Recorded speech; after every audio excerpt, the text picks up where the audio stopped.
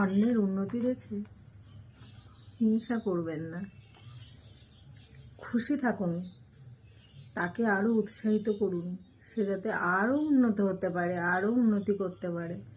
কেন বলুন তো? সে উন্নতি কিন্তু একদিনে হয়নি, তার ধীরে ধীরে কঠোর পরিশ্রম করে অনেক কিছু ত্যাগ করে সে উন্নতিটা করেছে। তাই তার উন্নতিতে হিংসা না করে খুশি হন, দেখবেন ভগবান আপনার ভালো করবে।